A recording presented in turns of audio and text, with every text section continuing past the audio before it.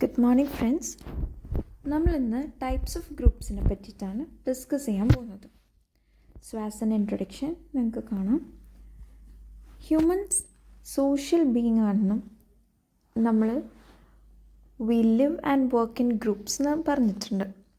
അപ്പോൾ എങ്ങനെയാണ് ഒരു ഹ്യൂമൻ ബീയിങ് ഒരു സോഷ്യൽ ബീയിങ് ആണെന്ന് പറയുന്നത് എന്നുള്ളത് നമുക്ക് നോക്കാം.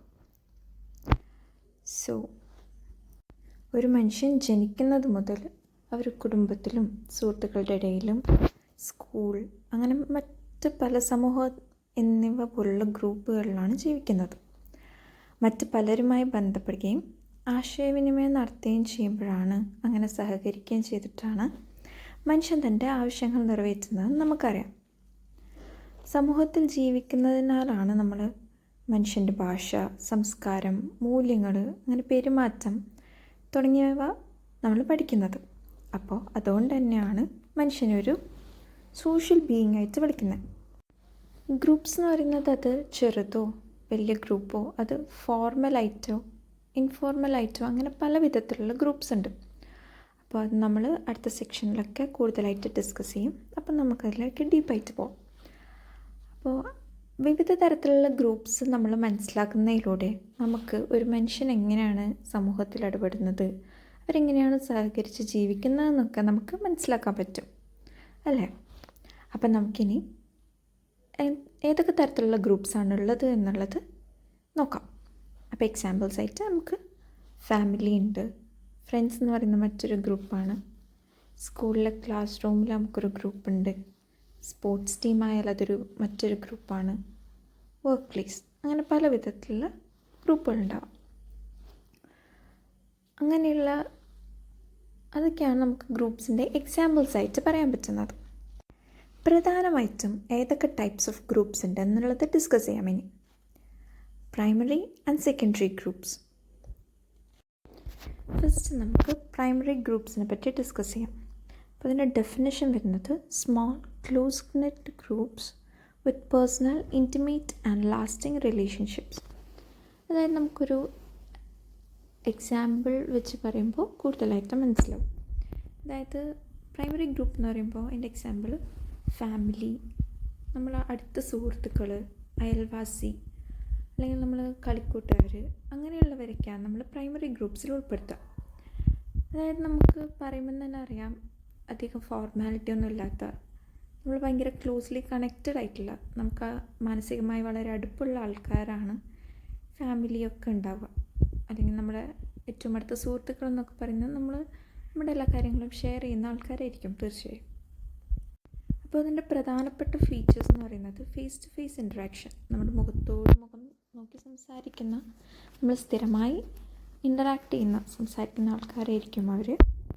Emotional depth and strong bonds, നമ്മൾ അവരുമായിട്ട് വളരെയധികം മാനസികമായ അടുപ്പവും അതിലുപരി നമുക്ക് അവരുമായിട്ട് തീർച്ചയായും ഒരു ആത്മബന്ധം ഉണ്ടാവും.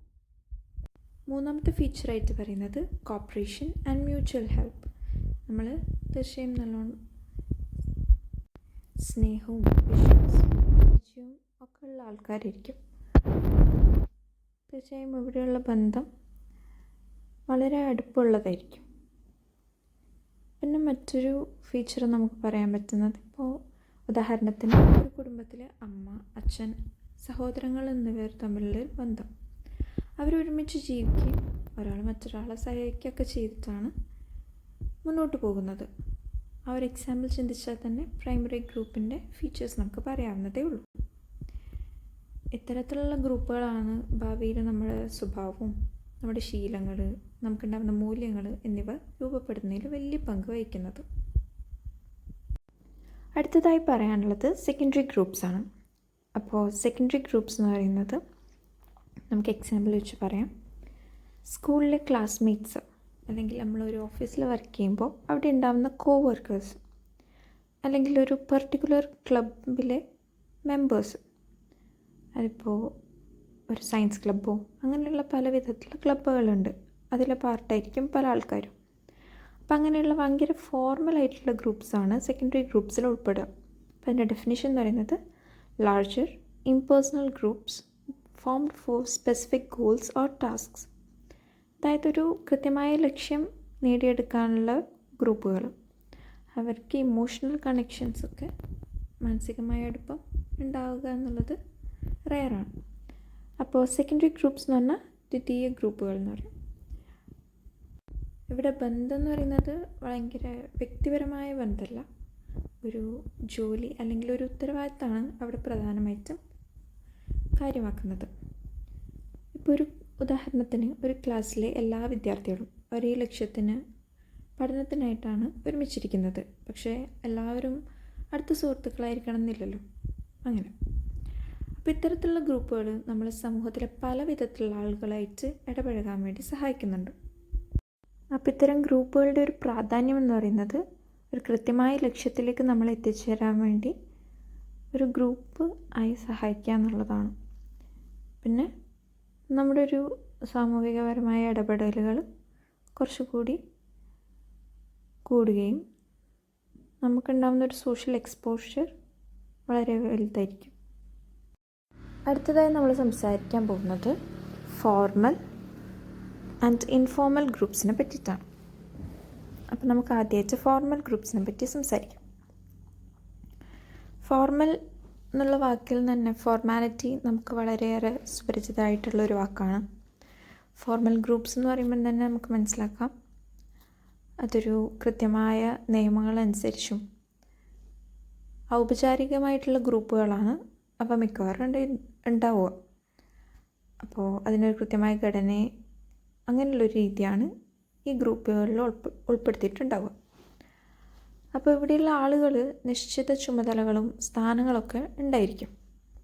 അപ്പോൾ നമുക്ക് അതിൻ്റെ ആദ്യത്തെ ഫീച്ചേഴ്സ് പറയാം.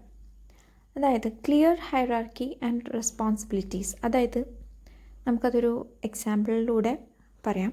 ഉദാഹരണത്തിന് ഒരു സ്കൂളിൽ പ്രിൻസിപ്പൾ, പിന്നെ അതിൻ്റെ കീഴിലായിട്ട് HM, അതിൻ്റെ കീഴിൽ അധ്യാപകർ, പിന്നെ വിദ്യാർത്ഥികൾ എന്നിങ്ങനെ ഒരു ക്രമമുണ്ട് അല്ലേ. അപ്പോൾ എല്ലാവരും ചില നിയമങ്ങൾ പാലിക്കാനുമുണ്ട്.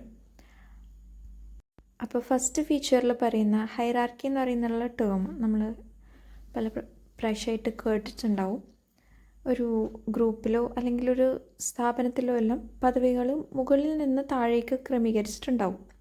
അപ്പം അങ്ങനെയുള്ളൊരു സംവിധാനത്തിന് ഓരോ വ്യക്തിക്കും വ്യത്യസ്ത അധികാരവും ഉത്തരവാദിത്തമൊക്കെ ഉണ്ടായിരിക്കും. അപ്പോൾ അങ്ങനെയുള്ളൊരു സംവിധാനത്തിനെയാണ് ഹൈറാർക്കി എന്ന് പറയുന്നത്. അപ്പോൾ അങ്ങനെയുള്ള ഉത്തരവാദിത്വം, ഒരു മുകളിൽ നിന്ന് താഴോട്ടുള്ള ഒരു സ്ഥാനപദവീൻ്റെ ഒരു ക്രമീകരണമൊക്കെയാണ് ഇവിടെ മെയിനായിട്ട് ഫോർമൽ ഗ്രൂപ്പ്സിലുണ്ടാവുക. ഗോൾ ഡ്രിവൺ ആൻഡ് ഓർഗനൈസ്ഡ്, അതാണ് രണ്ടാമത്തെ ഫീച്ചർ. അപ്പോൾ അതൊരു കൃത്യമായ ഗോളിലേക്ക് നയിക്കുക എന്നുള്ളതാണ് ഫോർമൽ ഗ്രൂപ്പ്സിൻ്റെ പ്രധാനപ്പെട്ട ആവശ്യം. ഒരു കൃത്യമായ ലക്ഷ്യത്തിലേക്ക് എത്തിച്ചേരുക എന്നുള്ളതാണ് അതിൻ്റെ പ്രധാനമായ ഉദ്ദേശം. അപ്പോൾ അടുത്ത പോയിൻ്റ് എന്ന് പറയുന്നത് മെമ്പേഴ്സ് ഫോളോ സെറ്റ് പ്രൊസീജിയേഴ്സ് എന്നുള്ളതാണ്. അപ്പോൾ നമുക്കറിയാം ഒരു ഫോർമൽ ഗ്രൂപ്പുകളിൽ പ്രവർത്തനം എന്ന് പറയുന്നത് നേരത്തെ നിശ്ചയിച്ച് വെച്ച ചില നിയമങ്ങളും രീതികളൊക്കെ അനുസരിച്ചാണ്. അപ്പോൾ ഓരോ അംഗവും ഒരു ഗ്രൂപ്പിൽ പെർഫോം ചെയ്യേണ്ട കാര്യങ്ങൾ അതിന് കൃത്യമായൊരു ക്രമവും നിർദ്ദേശങ്ങളും പാലിച്ചാണ് ചെയ്യേണ്ടത്. അതാണ് ഈ മൂന്നാമത്തെ ഫീച്ചറിൽ ഉദ്ദേശിക്കുന്നത്. അപ്പോൾ അതിൻ്റെ എക്സാമ്പിളായിട്ട് നമുക്ക് മിലിറ്ററി യൂണിറ്റ്, അല്ലെങ്കിൽ ഒരു കമ്പനി ഡിപ്പാർട്ട്മെൻറ്റ്, അല്ലെങ്കിൽ ഒരു ക്ലാസ് റൂം ഒക്കെ നമുക്ക് പറയാം. അപ്പോൾ ഇവിടെ എന്താണ് ഫോർമൽ ഗ്രൂപ്പ്സിൻ്റെ ഇമ്പോർട്ടൻസ് എന്ന് വയ്ക്കുമ്പോൾ കാണാം. Ensures order, discipline and achievement of collective goals. നമുക്കറിയാം ഇവിടെയുള്ള അംഗങ്ങൾ എന്ന് പറയുന്നത് കൃത്യമായ നിയമങ്ങൾ പാലിച്ചുകൊണ്ടാണ് പ്രവർത്തിക്കുന്നത്. അപ്പോൾ ആരാണ് എന്താണ് ചെയ്യേണ്ടത് എന്നുള്ളത് വ്യക്തമായിട്ടുള്ളൊരു ധാരണ ഉണ്ടാവും. അപ്പോൾ ആശയക്കുഴപ്പം തീർച്ചയായും കുറഞ്ഞു. അങ്ങനെയുള്ള എല്ലാവരും തങ്ങളുടെ ചുമതലകൾ ശരിയായി നിർവഹിക്കുകയും ചെയ്യും. അപ്പോൾ ഗ്രൂപ്പിൻ്റെ പൊതുവായ ലക്ഷ്യങ്ങൾ എളുപ്പത്തിൽ കൈവരിക്കാനും പറ്റും. ഒരു സ്കൂളിൽ പ്രിൻസിപ്പൾ, അധ്യാപകർ, വിദ്യാർത്ഥികൾ എന്നിവർ തങ്ങളുടെ ചുമതലകൾ പാലിച്ചാൽ സ്കൂളിൻ്റെ പ്രധാന ലക്ഷ്യമായ വിദ്യാഭ്യാസം നൽകുക എന്നുള്ളത് വിജയകരമായി നേടാൻ സാധിക്കുന്നതാണ്. ഇതിൻ്റെ ഒരു എക്സാമ്പിളായിട്ട് നമുക്ക് ചിന്തിക്കാൻ പറ്റുന്നത്. അപ്പോൾ ഫോർമൽ ഗ്രൂപ്പ്സ് എന്താണെന്നുള്ളത് കൃത്യമായി മനസ്സിലായിട്ടുണ്ടാവുമെന്ന് പ്രതീക്ഷിക്കുന്നു. അടുത്തത് നമുക്ക് ഇൻഫോർമൽ ഗ്രൂപ്പ്സ് എന്താണെന്നുള്ളത് ഡിസ്കസ് ചെയ്യാം. ഇൻഫോർമൽ എന്ന് പറയുമ്പോൾ തന്നെ നമുക്ക് മനസ്സിലാക്കാം അവിടെ ഫോർമാലിറ്റി എന്നുള്ളൊരു ഘടകം തീരെയില്ല. അപ്പോൾ അതുകൊണ്ട് തന്നെ അവിടെ എക്സാമ്പിൾ വെച്ച് നമുക്ക് ഡിസ്കസ് ചെയ്യാം. Friends at work, lunch buddies അല്ലെങ്കിൽ പിയർ ഗ്രൂപ്പ്സ്. അതായത് നമ്മുടെ ഫ്രണ്ട്സോ അല്ലെങ്കിൽ നമ്മുടെ സമപ്രായക്കാരായ ആൾക്കാർ ഉൾപ്പെടുന്ന ഗ്രൂപ്പ്സോ അല്ലെങ്കിൽ നമ്മൾ ഭക്ഷണം കഴിക്കാനായിട്ടിരിക്കുമ്പോൾ നമുക്ക് ഒരുമിച്ചുണ്ടാവുന്ന ആൾക്കാരോ നമ്മുടെ സൗഹൃദ വലയമോ നമുക്കിതിന് എക്സാമ്പിളായിട്ട് എടുക്കാം. ഡെഫിനിഷനിൽ നമുക്ക് കാണാം naturally formed groups based on personal interests and social interactions.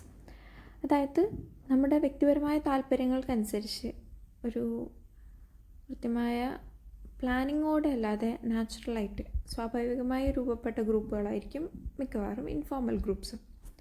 നമ്മുടെ സാമൂഹികപരമായിട്ടുള്ള ഇടപെടലുകളിൽ രൂപം കൊണ്ട ഗ്രൂപ്പുകളായിരിക്കും മിക്കവാറും ഇവ. അനൗപചാരിക ഗ്രൂപ്പുകൾ നമുക്ക് മലയാളത്തിൽ പറയാം. അപ്പം സ്വാഭാവികമായിട്ട് ഉൾപ്പെടുന്നൊരു സൗഹൃദം, നമ്മുടെ താല്പര്യം, ഒരുമിച്ച് സമയം ചെലവഴിക്കാനുള്ളൊരു ആഗ്രഹം എന്നിവ കാരണം രൂപപ്പെടുന്നവയാണ് ഇവയിൽ മിക്കവയും.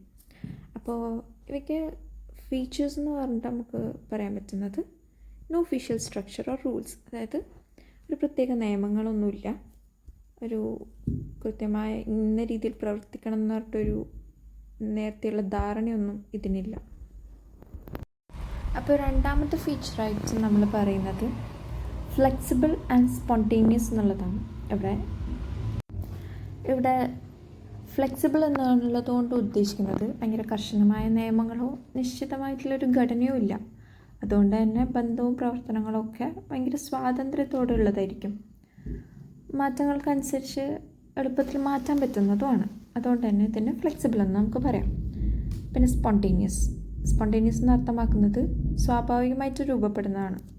അത് ആളുകളുടെ സൗഹൃദം തോന്നുമ്പോൾ അല്ലെങ്കിൽ ഒരേ പോലത്തെ താല്പര്യങ്ങളൊക്കെ ഉണ്ടാകുമ്പോൾ ഇവ സ്വയം രൂപപ്പെടുന്നതാണ്. മൂന്നാമത്തെ ഫീച്ചർ എന്ന് പറയുന്നത് based on trust and friendship. അതായത് എക്സാമ്പിൾസ് പറഞ്ഞത് വെച്ചിട്ട് തന്നെ മനസ്സിലാക്കാം. കൃത്യമായൊരു വിശ്വാസവും സൗഹൃദത്തിൻ്റെ പേരിലൊക്കെയാണ് ഇത്തരം ഗ്രൂപ്പുകൾ രൂപപ്പെടുന്നത് എന്നുള്ളത്. അപ്പോൾ ഇതിൻ്റെ ഇമ്പോർട്ടൻസ് എന്താണെന്ന് നമുക്ക് നോക്കാം. ഇമോഷണൽ സപ്പോർട്ട് തരിക, അല്ലെങ്കിൽ നമുക്ക് മാനസികമായിട്ടുള്ളൊരു അടുപ്പം തീർച്ചയായും സൗഹൃദ വലയങ്ങളിലുണ്ടാവും. അപ്പോൾ അവിടെ നമുക്ക് എന്തെങ്കിലും പ്രശ്നങ്ങളൊക്കെ ഉണ്ടാകുമ്പോൾ നമുക്കൊരു മാനസികമായ പിന്തുണ തരാൻ വേണ്ടി ഇത്തരം ഗ്രൂപ്പുകൾക്ക് വളരെയധികം സഹായിക്കാൻ പറ്റും. നമ്മുടെ ഒരു സോഷ്യൽ ബോണ്ടിങ്, നമുക്ക് സമൂഹമായിട്ടുള്ളൊരു സൗഹൃദം രൂപപ്പെടുത്തിയെടുക്കാൻ വേണ്ടിയിട്ടും തീർച്ചയായും സഹായിക്കുന്നുണ്ട് ഇത്തരം ഇൻഫോർമൽ ഗ്രൂപ്പ്സ്. അപ്പോൾ ഇൻഫോർമൽ ഗ്രൂപ്പ്സും ഫോർമൽ ഗ്രൂപ്പ്സും മനസ്സിലായിട്ടുണ്ടെന്ന് വിശ്വസിക്കുന്നു. Inclusive groups and exclusive groups ആണ് അടുത്തതായിട്ട് പറയാൻ പോകുന്നത്. അപ്പോൾ ഇൻക്ലൂസീവ് ഗ്രൂപ്പ്സ് വെച്ച് നമുക്ക് തുടങ്ങാം. അപ്പോൾ ഡെഫിനേഷൻ വായിക്കാം. Open groups where anyone can join without strict requirements. Inclusive എന്നുള്ള വാക്ക് കേൾക്കുമ്പോൾ തന്നെ മനസ്സിലാവും ഇൻക്ലൂഡിങ് എന്നുള്ളതാണ് പ്രധാനമായിട്ട് അവിടെ ഉദ്ദേശിക്കുന്നത്. പലതരത്തിലുള്ള ആൾക്കാർ ഒരു തരത്തിലുള്ള നിയമങ്ങളോ അല്ലെങ്കിൽ കണ്ടീഷൻസോ ഇല്ലാതെ ഏത് വിഭാഗത്തിൽപ്പെട്ട ആൾക്കാർക്കും ജോയിൻ ചെയ്യാൻ പറ്റുന്ന ഫ്രീ ആയിട്ടുള്ള ഗ്രൂപ്പ്സാണ് ഇൻക്ലൂസീവ് ഗ്രൂപ്പ്സ്. മലയാളത്തിൽ നമുക്ക് സമാവിഷ്ട ഗ്രൂപ്പുകൾ എന്ന് പറയാൻ പറ്റും. എല്ലാവർക്കും ചേരാൻ പറ്റുന്ന ഗ്രൂപ്പുകളാണ് അവ. തുറന്ന ഗ്രൂപ്പുകളായിരിക്കും. അപ്പോൾ ഇവിടെ ആരെയും പ്രത്യേകമായിട്ട് ഒഴിവാക്കാറില്ല. ഉദാഹരണത്തിന് ഇപ്പോൾ ഒരു NSS അങ്ങനെ NCC അതുപോലെയുള്ള പല സംഘടനകളെ പറ്റി നമ്മൾ കേട്ടിട്ടുണ്ടാവും. അപ്പോൾ അവിടെ ഒരു കൃത്യമായ കണ്ടീഷൻസ് ഇല്ല, ഇന്ന ആൾക്കാർക്ക് മാത്രമേ കൂടാൻ പറ്റൂ, അങ്ങനെ ഇല്ലാത്ത ഓപ്പൺ ടു ഓൾ ആയിട്ടുള്ള ഗ്രൂപ്പ്സിനെയാണ് നമുക്ക് ഈ വിഭാഗത്തിൽ പെടുത്താൻ പറ്റുന്നത്. അപ്പോൾ ഇതിൻ്റെ ഒരു ഇമ്പോർട്ടൻസ് എന്താണെന്ന് പറഞ്ഞാൽ ഇത്തരത്തിലുള്ള ഗ്രൂപ്പുകൾ നമ്മളിൽ സഹകരണം അല്ലെങ്കിൽ സമത്വം, കൂട്ടായ്മ ഒക്കെ വളർത്താൻ തീർച്ചയായും സഹായിക്കും. അപ്പോൾ അതിൻ്റെ ഒരു എക്സാമ്പിൾസ് എന്ന് പറയുന്നത് ഒരു പബ്ലിക് കമ്മ്യൂണിറ്റി ഗ്രൂപ്പ്, അല്ലെങ്കിൽ ഓപ്പണായി ജോയിൻ ചെയ്യാൻ പറ്റുന്ന ഓപ്പൺ ക്ലബ്സ്, അല്ലെങ്കിൽ നേരത്തെ പറഞ്ഞ പോലെ വോളണ്ടിയർ ഓർഗനൈസേഷൻസ്. അപ്പോൾ ഇതിൻ്റെ ഫീച്ചേഴ്സ് എന്ന് പറയുന്നത് വെൽക്കമിങ് ആൻഡ് ആക്സസിബിൾ. ഏത് വിധത്തിലുള്ള ആൾക്കാരെയും ഇരുകൈയോട് സ്വീകരിക്കുന്ന ഗ്രൂപ്പുകളാണെന്ന് ഞാൻ നേരത്തെ പറഞ്ഞു. അപ്പോൾ എല്ലാ വിഭാഗത്തിൽപ്പെട്ട ആൾക്കാർക്കും ആക്സസ് ചെയ്യാൻ പറ്റുന്ന അല്ലെങ്കിൽ ചേരാൻ പറ്റുന്ന ഗ്രൂപ്പുകളാണിവ. Encourages diversity and participation. കൃത്യമായ കണ്ടീഷൻസോ അല്ലെങ്കിൽ ഇന്ന ആൾക്കാർക്ക് മാത്രമേ ഉൾപ്പെടാൻ പറ്റൂ അങ്ങനെ ഇല്ലാത്തതുകൊണ്ട് തന്നെ ഇവിടെ ഡൈവേഴ്സിറ്റീനെ ആക്സെപ്റ്റ് ചെയ്യാണ്. ഡൈവേഴ്സിറ്റി എന്നുള്ള വാക്ക് തീർച്ചയായും അറിയായിരിക്കും. ആളുകൾ സംസ്കാരത്തിലോ അല്ലെങ്കിൽ അവരുടെ ആശയങ്ങളിലോ കഴിവുകളിലോ വ്യത്യസ്തമായിരിക്കും. അപ്പോൾ ഇവിടെ മനസ്സിലാക്കാൻ പറ്റുന്നത് എല്ലാവരും ഒരുപോലെ അല്ല എന്നുള്ളതാണ്. അവർ വ്യത്യസ്ത പശ്ചാത്തലത്തിൽ നിന്ന് വേറെ വേറെ ഭാഷകൾ സംസാരിക്കുന്ന വേറെ വേറെ വിഭാഗത്തിൽപ്പെട്ട ആൾക്കാരാണ്. പക്ഷെ അതൊന്നും ഒരു പോരായ്മയെ കണക്കാക്കാതെയോ അല്ലെങ്കിൽ ഒരു മാറ്റി നിർത്താൻ ഒരു കാരണമാക്കാതെ എല്ലാ വിധത്തിലുള്ള ആൾക്കാരെയും ഉൾപ്പെടുത്തുകയാണ് ഇവിടെ ചെയ്യുന്നത്. ഇപ്പോൾ ഒരു ക്ലാസ്സിൽ വ്യത്യസ്ത സംസ്ഥാനങ്ങളിൽ നിന്നുള്ള കുട്ടികളുണ്ടാവും, വ്യത്യസ്ത മതത്തിൽ നിന്നുള്ള കുട്ടികളുണ്ടാവും, വ്യത്യസ്ത ഭാഷകൾ സംസാരിക്കുന്നവരുണ്ടാവാം. അപ്പോൾ അതിനെയാണ് നമ്മൾ വൈവിധ്യം എന്ന് പറയുക. അപ്പോൾ അതിവിടെ ആക്സെപ്റ്റ് ചെയ്യപ്പെടുകയാണ്, അംഗീകരിക്കാം. അതുകൊണ്ട് തന്നെ ഒരു കൂട്ടായ്മ, വിവിധ തരത്തിലുള്ള ആൾക്കാർ ഉൾപ്പെടുന്ന ഒരു കൂട്ടായ പ്രവർത്തനം ഇത്തരം ഇൻക്ലൂസീവ് ഗ്രൂപ്പ്സിൽ സാധ്യമാണ്. അപ്പോൾ എന്തൊക്കെയാണ് ഇൻക്ലൂസീവ് ഗ്രൂപ്പ്സിൻ്റെ ഇമ്പോർട്ടൻസ് എന്ന് നോക്കുമ്പോൾ നമുക്ക് മനസ്സിലാവും.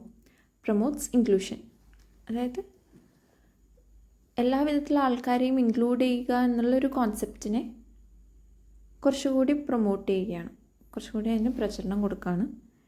തീർച്ചയായും ടീം വർക്ക്, അവിടെ കൂട്ടായിട്ടുള്ളൊരു പ്രവർത്തനമാണ് ഇമ്പ്രൂവ് ചെയ്യപ്പെടുന്നത്. സമൂഹത്തിലുള്ള വിവിധ തരത്തിലുള്ള ആൾക്കാരെ റെസ്പെക്റ്റ് ചെയ്യുക അല്ലെങ്കിൽ ബഹുമാനിക്കുകയും അവരുടെ ഒന്നിച്ച് സഹകരിക്കുകയും സമാധാനത്തോടെയൊക്കെ ഒരുമിച്ച് ജീവിക്കുന്നതിനാണ് നമ്മൾ സോഷ്യൽ ഹാർമണി എന്ന് പറയുക. ഇത്തരം ഇൻക്ലൂഷനിലൂടെ പല വിധത്തിലുള്ള ആൾക്കാരുമായി ഇടപഴകുമ്പോൾ ഇത്തരം മൂല്യങ്ങൾ നമ്മളിൽ തീർച്ചയായും വളരുകയും ചെയ്യും. അപ്പോൾ അടുത്തതായിട്ട് എക്സ്ക്ലൂസീവ് ഗ്രൂപ്പ്സിനെ പറ്റിയിട്ടാണ് പറയാനുള്ളത്. അപ്പോൾ ഇൻക്ലൂസീവ് ഗ്രൂപ്പ്സ് എങ്ങനെയാണോ അതിൻ്റെ സ്ട്രെയിറ്റ് ഓപ്പോസിറ്റാണ് എക്സ്ക്ലൂസീവ് ഗ്രൂപ്പ്സ്. നമുക്കിതിൻ്റെ മലയാളത്തിൽ പരിമിത ഗ്രൂപ്പുകൾ എന്ന് പറയാം. അതായത് ചിലർക്ക് മാത്രം അംഗത്വം ലഭിക്കുന്ന ഗ്രൂപ്പാണ് ഇത്. അപ്പോൾ അവിടെ ചേരാൻ സാധാരണയായിട്ട് ഒരു കൃത്യമായ യോഗ്യതയോ അല്ലെങ്കിൽ ഒരു ക്ഷണമോ അല്ലെങ്കിൽ ഒരു നില ആവശ്യം, ഒരു പ്രത്യേക നില ആവശ്യമായിട്ടുണ്ടാവും. അതായത് കുറച്ച് ക്രൈറ്റീരിയ വെച്ചുകൊണ്ട് മാത്രമാണ് ഈ ഗ്രൂപ്പുകളിലേക്ക് പ്രവേശനം ലഭിക്കുന്നത്. അപ്പോൾ അടുത്തതായിട്ട് നമുക്കിതിൻ്റെ ഫീച്ചേഴ്സ് പറയാം. ഒന്നാമത്തെ ഫീച്ചർ എന്ന് പറയുന്നത് സെലക്റ്റീവ് ആൻഡ് ലിമിറ്റഡ് ആക്സസ്. നേരത്തെ പറഞ്ഞ പോലെ ഒരു കൃത്യമായ സെലക്ഷൻ ഉണ്ടാവും. ഇത്തരം ആൾക്കാർക്ക് മാത്രമേ അതിൽ ഇൻക്ലൂഡ് ആവാൻ പറ്റൂ എന്നുള്ളത്. ലിമിറ്റഡ് ആയിട്ടുള്ള ആക്സസ് ആണ്, അതായത് ആർക്ക് വേണമെങ്കിലും ഇൻക്ലൂഡ് ആവാൻ പറ്റില്ല.